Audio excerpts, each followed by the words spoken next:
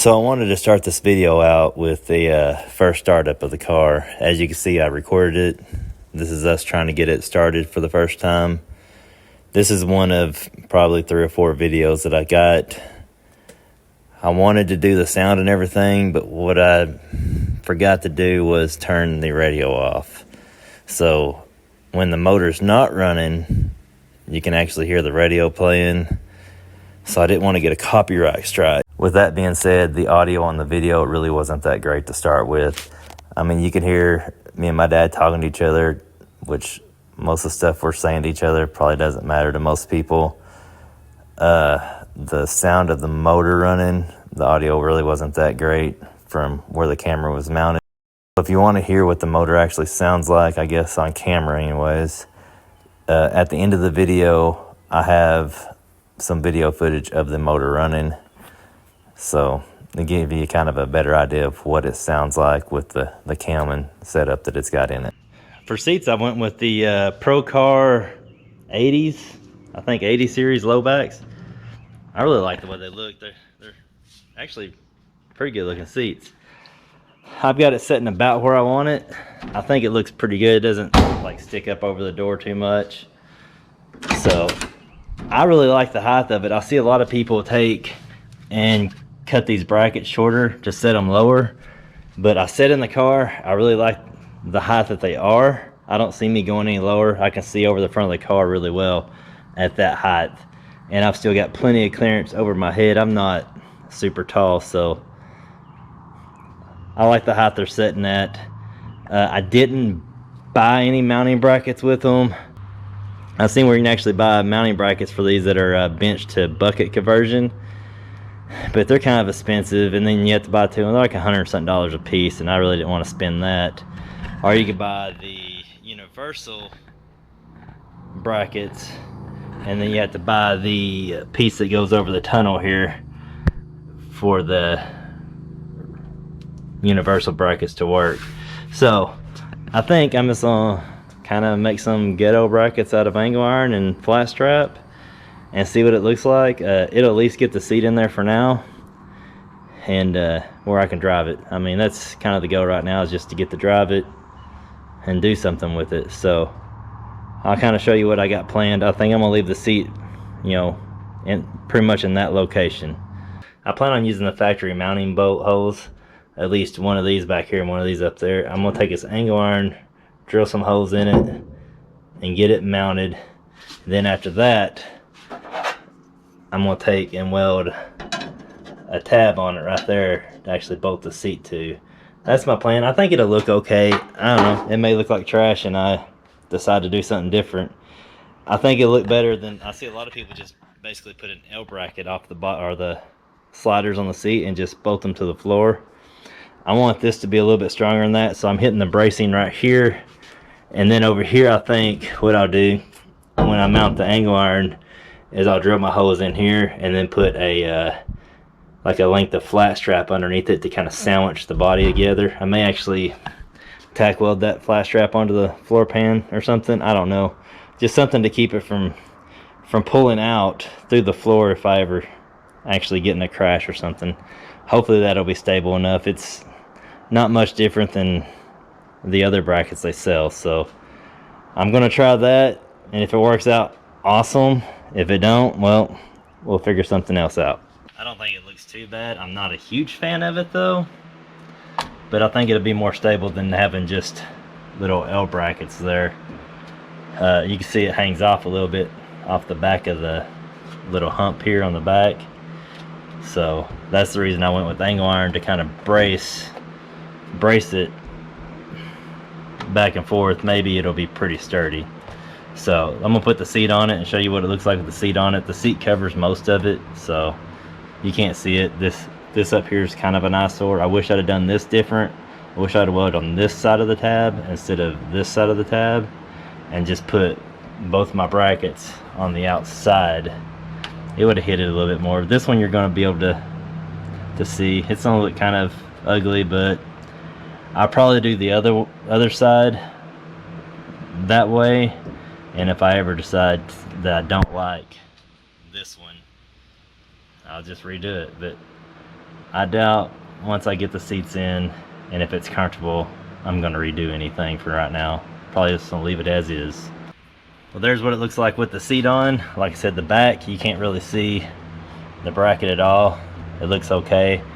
The front, this is a little bit of an eyesore, but I think once I paint it black to match the seat sliders, I think it'll blend in enough and it won't look too bad. You can't even really see this angle iron with this little flap down.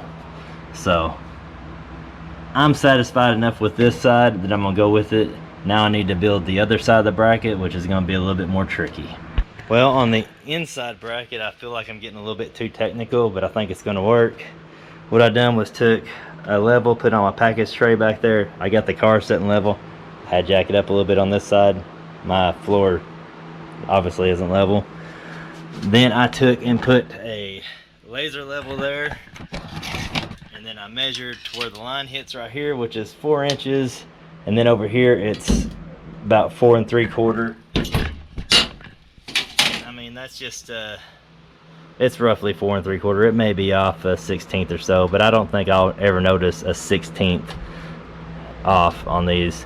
And on the back side, right here, I measured it's like 5 3/4, and then over here is like probably 5 11/16 or something. It's within a 1/16, so I'll probably make this bracket the same as this bracket, and this bracket will be 3/4 of an inch longer than this bracket.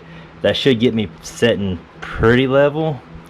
I don't know until I do it, so I'm gonna go ahead and cut those tabs, probably just tack weld them on there, set the seat in there, and just see what it looks like. Okay, that's what it turned out looking like. I took with my laser on, I measured to the top of this one and the top of this one. They're both 2 inches, so that should be level. The top of this one to the top of that one was like 3 7/8 within a 1/16 of each other. So I think that that's gonna set pretty level. I don't know, I think this side come out better than this side just because I welded that different. And as far as mounting this to the floor, I think I'm gonna drill a hole. Like, I may actually put 3 bolts in this. I may drill a hole there, there, and there, and then I'll plate the bottom underneath the floor pan. I guess I'll get those holes drilled in there, and I will get the seat mounted up, and we'll see what it looks like once it's solid.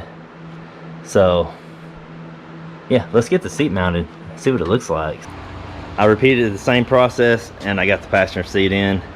I think they look pretty good. I went ahead and put the rear seat in that I had just to make sure that there is, I guess, just to confirm that there is enough room for somebody to actually sit back there if ever need be.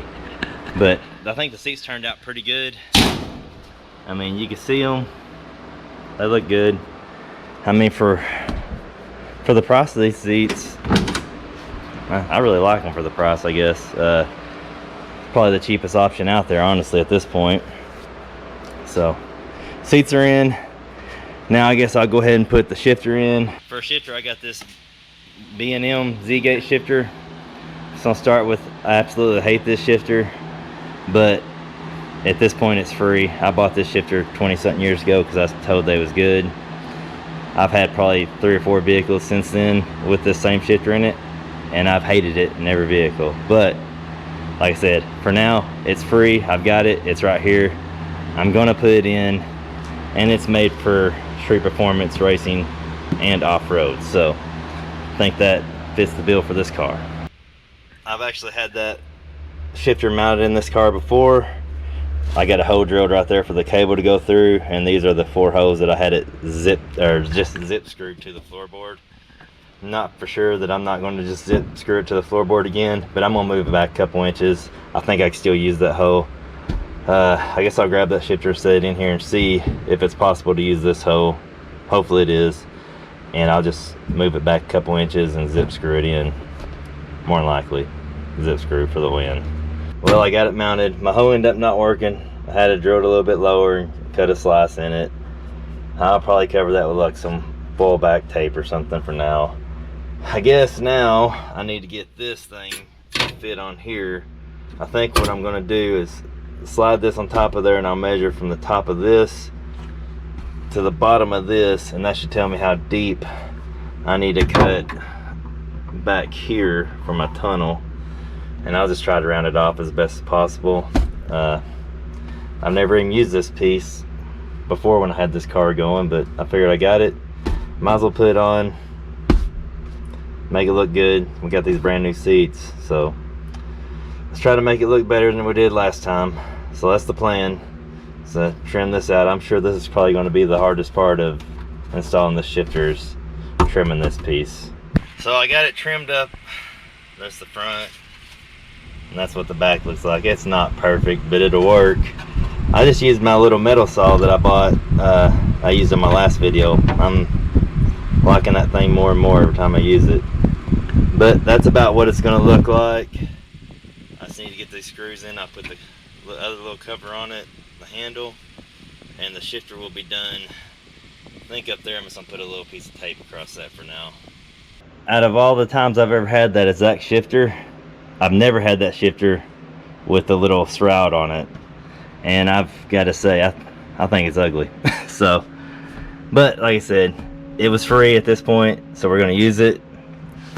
It's kind of got an old school look to it, but yeah, it's kind of ugly. I mean, so's the steering wheel, so maybe one day I'll replace both of those with something not so ugly. So at this point, we've done the initial startup on the motor. We know it runs. It needs quite a bit of tuning to actually get it to run right. I've got the seats in it, the shifter in it, so we're getting really close. I don't know if you watched the video where I put the front clip on. I've still never set the angle, the kingpin angle on my front axle, or welded it in. It's just held in right now with a couple of tack welds on each side. So I guess I'll get that set, get that welded on. I still need to bleed the brakes. I don't know. I probably need to make a list of everything I need to do before I can actually drive it. And by drive it, I mean I'm going to drive it out of the shop, probably up in the yard, and wash it. And then maybe drive it up and down the road a couple of times. We'll see how that goes. But it's pretty dang loud, and I don't really want the cops called on me. So I went ahead and got the front axle set where I wanted it, and I welded the purchase on, and I've got it painted. I'm waiting for the paint to dry, but while I'm waiting for the paint to dry, I'm gonna make a heat shield for this master cylinder. These headers are really close to it, and I think I've came up with something to help with that. All right, so what I've done was I took some measurements. I made this little template out of a Dr. Pepper box, and basically it's gonna set in here once it's bolted up. It's gonna look like that. Kind of a V shape, so I'm hoping that the heat goes off both sides, basically goes around the master cylinder. And I've started this motor a couple times, and with it idling, getting it up to temp, this master cylinder is pretty hot because them headers are putting off a lot of heat. So hopefully this helps with that, and I'll probably end up wrapping these with a like a wire loom heat shield stuff to keep them from getting too hot, and we're gonna see. Not sure how this is gonna turn out. I'm gonna trace it out onto a street sign, cut it out with a jigsaw, and then bend it on my metal table like I usually bend it, and hopefully it works out. If it don't, we'll figure something else out. So I just took this thing, flattened it out, traced it out on here. I'm gonna cut it out with a jigsaw with a bimetal blade. I find that's the easiest way to cut this aluminum. I got it cut out. I got it marked where I want to bend it. That orange sticker stuff's kind of a pain in the butt to get off, but what I learned was you can take a putty knife and a heat gun, and you can pretty much scrape the sticker off, and then for the adhesive left behind, WD-40. WD-40 took it off there. I tried a couple of different things, didn't work. WD-40 cut right through it, and I was able to actually wipe it off with a rag. And then I went back with a wire brush on a grinder, and kind of, because I had a bunch of scratches from the putty knife, I just kind of blended it with the wire brush to make it not look as bad, which probably made it look worse. But hey, it works for now. You can see this side's really dirty. That side's clean because I cleaned it with WD-40. After I get it bent, I'll probably clean this side up with some WD-40, make it a little nicer looking. So this is what I'm thinking. I think I'm gonna bend these flanges down first and then turn it and bend this. I don't know if I could put this on the edge of the table or what to get it bent. We'll cross that bridge when we come to it, but right now I'm gonna bend these down and then try to figure out how I'm gonna bend this with these two flanges here bent. Got it clamped down, see if we can bend these pieces.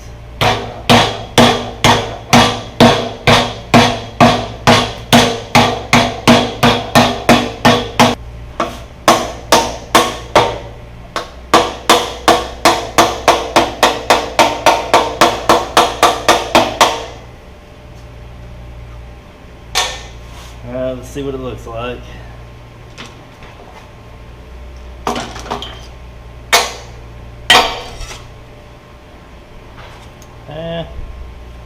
It's fairly flat. You can use a little massaging.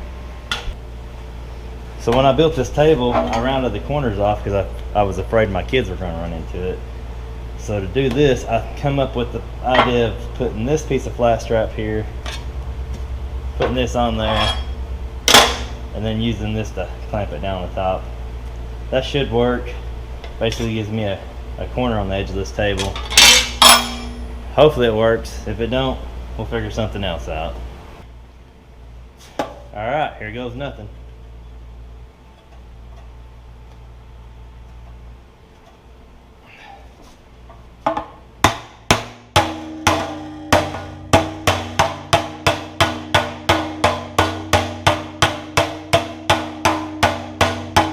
Okay, I got it bent.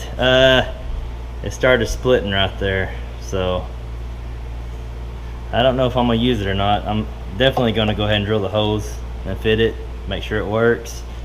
That split's got me a little bit worried. I may try to braze that or something. I never brazed aluminum, but I may try doing that just to keep it from from having to waste this piece. I mean, it actually turned out, it looks all right, so I'd like to use it. Okay, I've got the Harbor Freight aluminum weld rods. I'm going to try them. Got my torch here. My tank's almost empty, so hopefully I can get this done. I kind of half-assed cleaned this up a little bit, so I'm going to try to put this camera on a tripod if I can to where you can see it, and I'm going to attempt to braze this crack up through here and probably go ahead and come up right here and see how it turns out.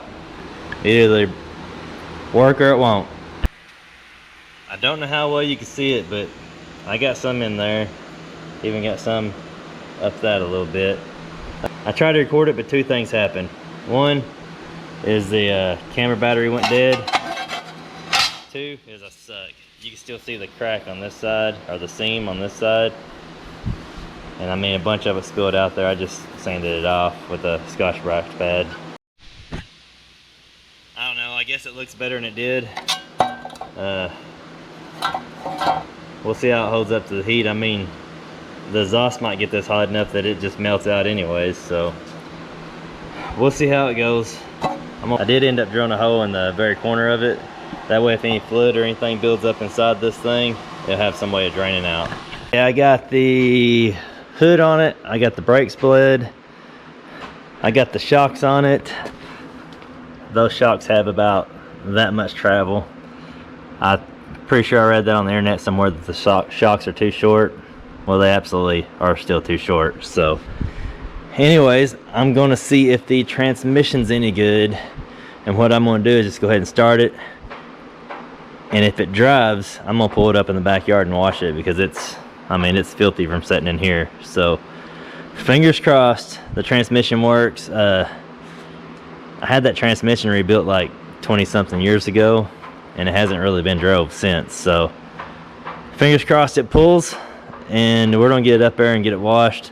I'll probably set the camera up so you can see it come out of the shop, and if it moves, hopefully it moves.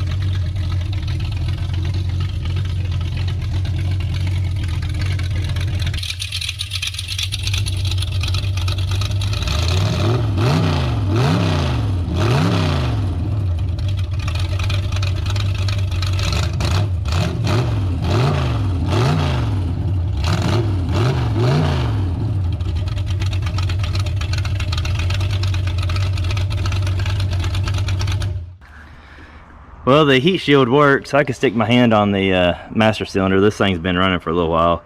You touch that aluminum, boy, it's hot though, but master cylinder's pretty cool. So that does work.